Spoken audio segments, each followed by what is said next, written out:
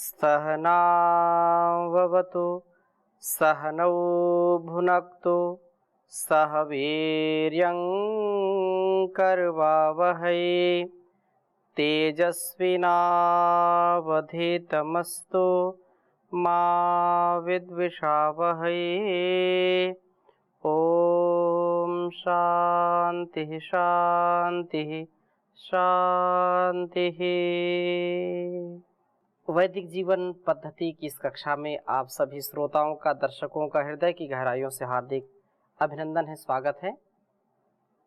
ऋग्वेद के 5वें मंडल के 41वें सूक्त का हम स्वाध्याय कर रहे हैं और पिछली कक्षा में हमने इस 41वें सूक्त के दूसरे मंत्र का स्वाध्याय किया था, जिसमें इस मानव जीवन को पाकर के समाज में, राष्ट्र में और संसार में कैसी प्रवृत्ति के लोगों का संग करना चाहिए, इस विषय में चर्चा की थी।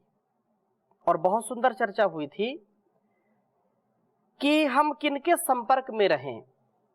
तो कहा स्नेही, जो स्नेह से युक्त हो, निर्द्वेषी, किसी से ईर्ष्या द्वेष करने वाला ना हो व्यक्ति, शत्रु पर विजय प्राप्त करने वाला व्यक्ति हो और गतिशील हो, सदा उत्साह से, उल्लास से, उमंग से परिपूर्ण हो, उद्यमशील हो, जितेंद्रिय व्यक्ति हो, ज्ञान में रुचि रखने वाला हो, प्राण साधना करने वाला हो, अष्टांग योग का पालन करने वाला हो, प्रभु का उपासक हो।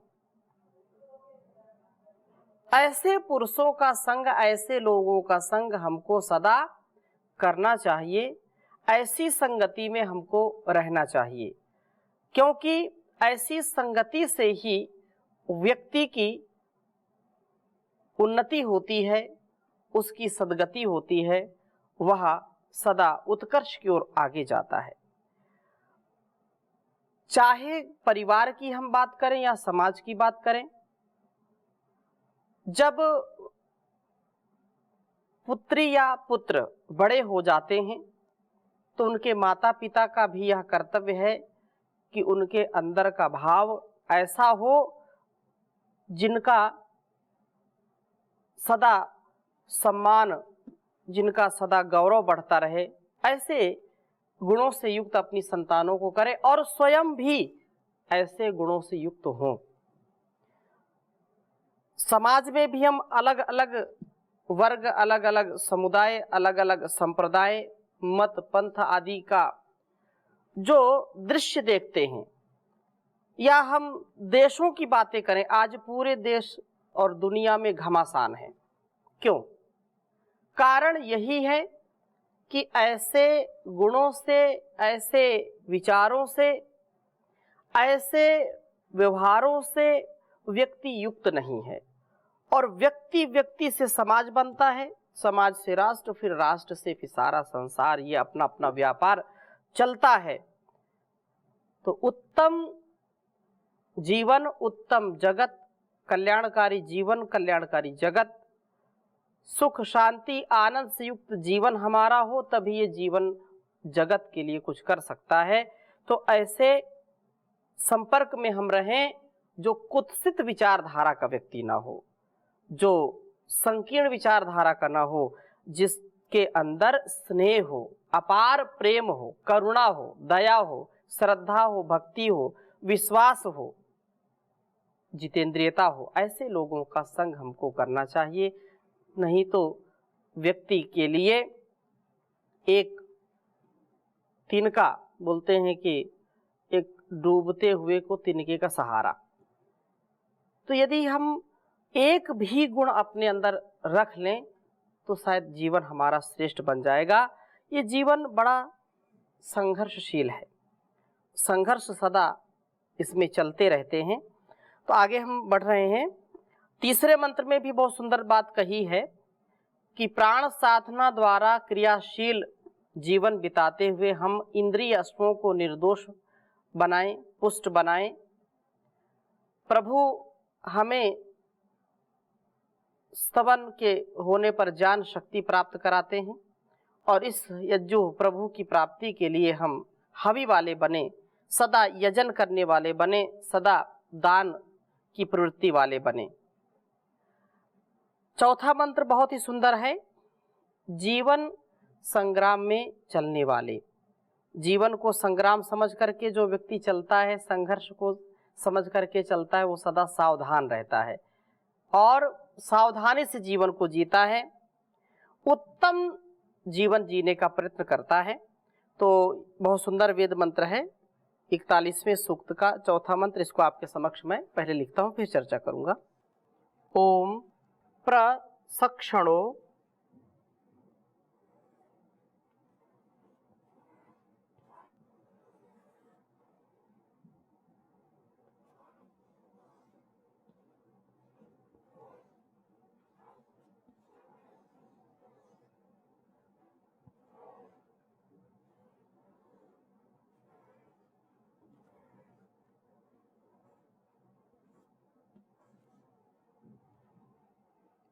दिव्यः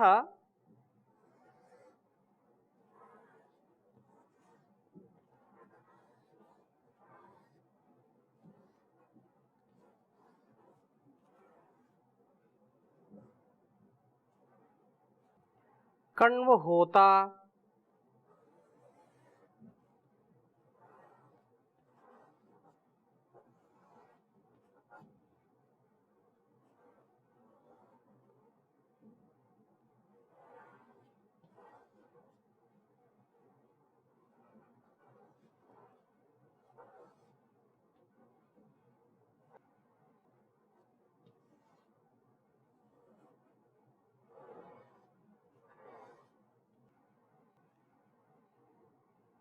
त्रितो दिवः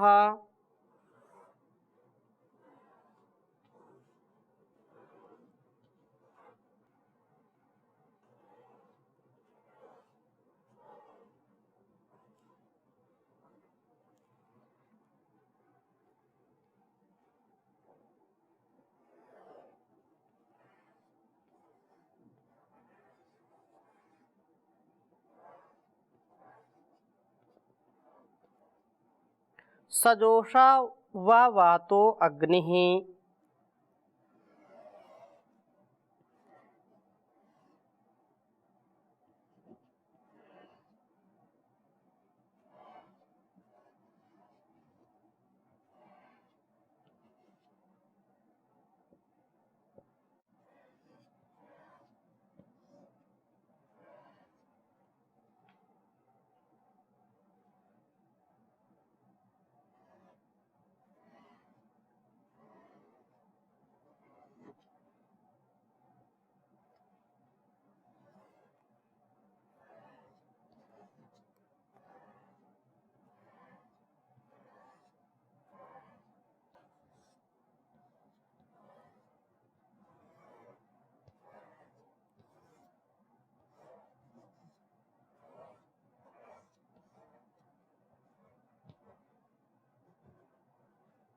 वातो अग्निः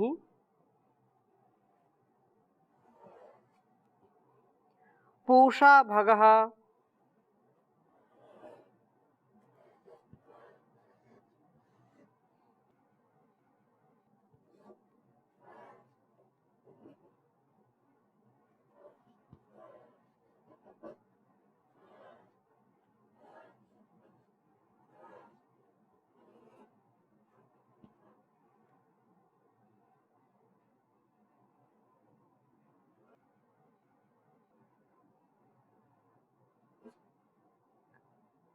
प्रभृते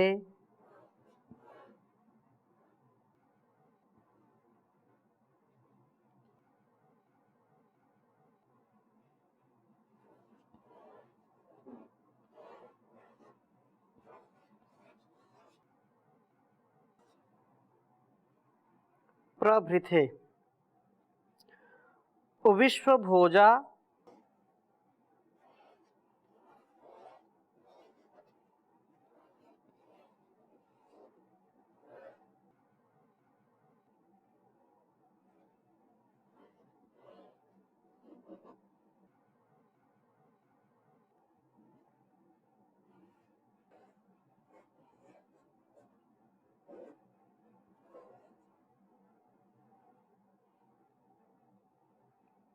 आजिम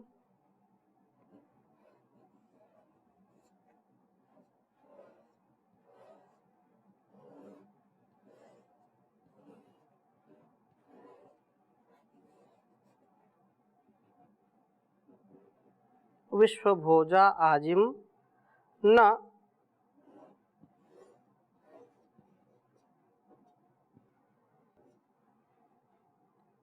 जग्मुराश्वस्वात्मा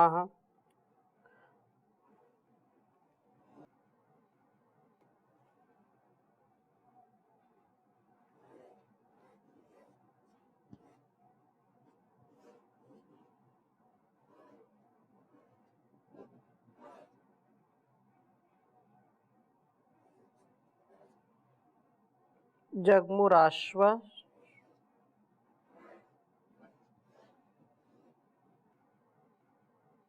जग्मुराश्वस्व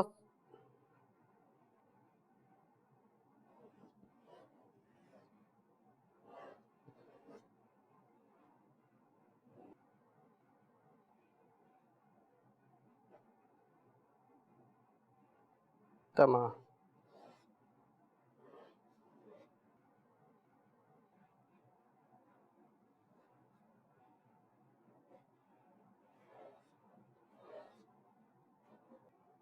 ऋग्वेद के 5वें मंडल के 41वें सूक्त का चौथा मंत्र है। ओम सक्षणो दिव्यः कर्णवहोता त्रितो दिवः सजोषा ववातो अग्निः पूषा भगा प्रभृथे विश्वभोजा आजिम्न जग्मु राश्वस्वत्तमाः। ओम प्रसक्षणो दिवः कर्णवहोता त्रितो दिवः सजोषा ववातो अग्निः पूषा भगा प्रभृथे विश्वभोजा आजिम्न जग्मुरश्वतमाः। बहुत सुंदर भाव इस वेद मंत्र का है।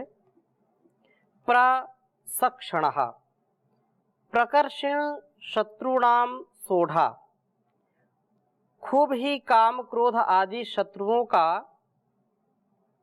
यह पराभव करने वाला होता है। अर्थात इन शत्रुओं का जो काम क्रोध लोभ मोह ईर्षा आदि है, इनका जो पराभव करता है, इनका जो दमन करता है, इनको जो नष्ट करता है, इस शत्रुओं के पराभव के लिए ही दिव्य सदा ज्ञान प्रकाश में निवास करने वाला होता है। कर्ण होता कर्णमाश्चसौ होता च, मेधावी बनकर के दान देने वाला बनता है। अदान व लोभ ही सब बुराइयों का मूल है, पर अपात्र में दिया हुआ दान समाज के लिए हानिकारक भी होता है। इसलिए बहुत ही विवेक के साथ दान देने वाला बनता है। जो समाज में दान देता है, जो राष्ट्र में अपने कमाए हुए धन का दान देता है राष्ट्र हित में, समाज के हित में, वास्तव में वह मेधावी, वह लोभ प्रवृत्ति से बचा हुआ साधक सब बुराइयों से बच जाता है। जो व्यक्ति लोभ की प्रवृत्ति वाला है, जो व्यक्ति दान नहीं देता है, दान केवल धन का ही नहीं है, दान अपने सामर्थ्य का वह भाग जो दूसरों का हित करता है, दूसरों के कल्याण के लिए होता है, वह भी दान की श्रेणी में आता है। अपना सामर्थ्य का तात्पर्य क्या है? यदि किसी का बौद्धिक सामर्थ्य है, किसी को विद्या देता है, तो विद्या का दान सबसे श्रेष्ठ दान होता है, उत्तम दान होता है। बुद्धि का सामर्थ्य उसके अंदर है, यदि किसी के अंदर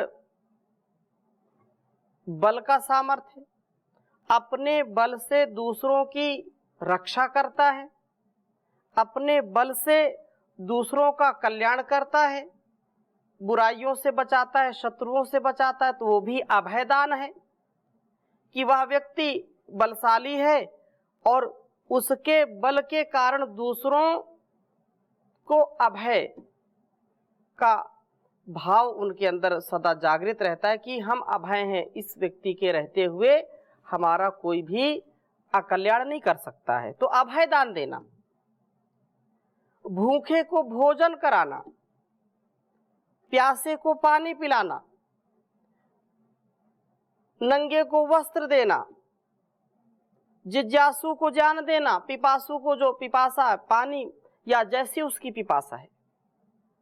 परंतु श्रेष्ठ कर्मों में श्रेष्ठ पात्र का भी ध्यान हमको रखना पड़ता है, क्योंकि दान के लेने वाले भी लोग पात्र होने चाहिए, कुपात्र नहीं होने चाहिए कि दिन भर वो दान मांगते हैं, रात्रि में उसी दान के पैसे से सट्टेबाजी करते हैं, जुआ खेलते हैं, नशा करते हैं।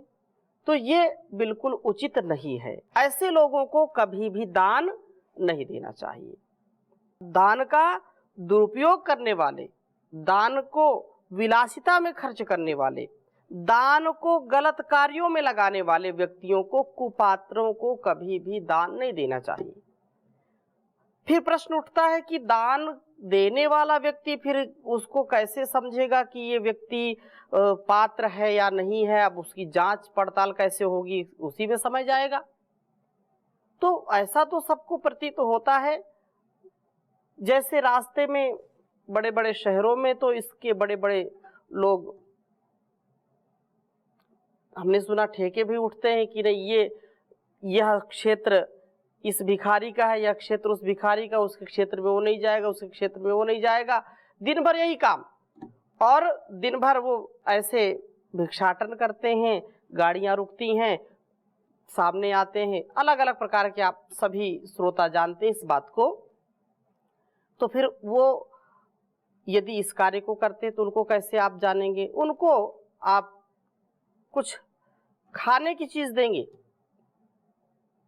तो वो खाने की चीज नहीं लेते, पैसा उनको चाहिए।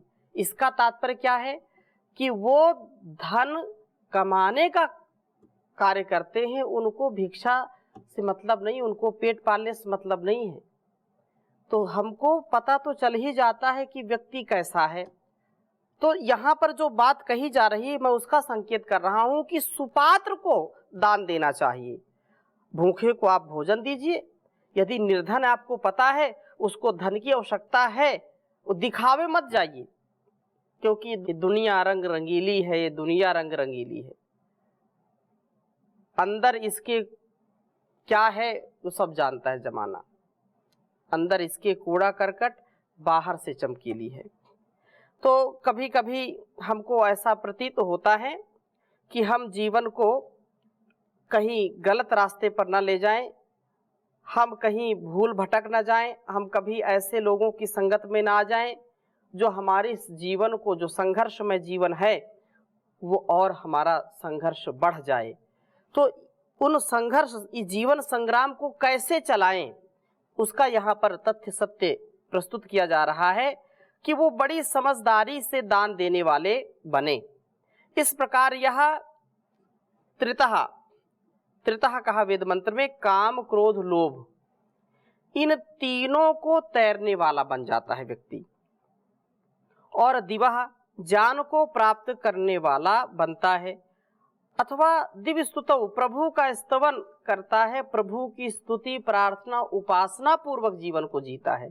और जो प्रभु की भक्ति के साथ जीवन को जीने वाला है, वह निसंदेह इस असार संसार से, इस भवसागर से वह पार हो जाता है। सजोषाह कहा कि यह परिवार में, समाज में एकत्व को स्थापित करता है। जो व्यक्ति श्रेष्ठ होगा, क्योंकि संसार और परिवार एकाकी नहीं चल सकता है। एक व्यक्ति बोले कि नहीं मैं ही परिवार चला रहा हूं, मेरे कारण ही चल रहा, ऐसा बिल्कुल नहीं है। माता पिता, पुत्र पुत्रियां, उसका दादा दादी, मामा मामी, जो भी, ये सारा संसार एक परिवार ही जैसा है। लेकिन छोटा परिवार भी होते हुए जो संवेदनाएं हैं, जो संबंध हैं, उन संबंधों में भी बहुत ही मेल जोल के साथ अर्थात समरसता के साथ जीवन को व्यतीत करने से हम जीवन संग्राम में विजयी हो जाते हैं, जीवन संघर्ष में हम विजयी हो जाते हैं। और जिनका संघर्ष घर में ही चलता है, पति पत्नी में झगड़ा होता है, भाई भाई में झगड़ा होता है, माता पिता में नहीं बनती है, पुत्र पुत्री में या परिवार में जहाँ बहुत ज़्यादा खींचतान है, जहाँ पर एक दूसरे का आदर नहीं, सम्मान नहीं है, वहाँ जीवन अत्यंत कष्टकारी, अत्यंत संकट में घिरा हुआ व्यक्ति अनुभव करता है। ऐसा नहीं करना हमको मिलजुल करके प्रेम पूर्वक सौहार्द से एक दूसरे का सम्मान करते हुए जीवन को जीना चाहिए।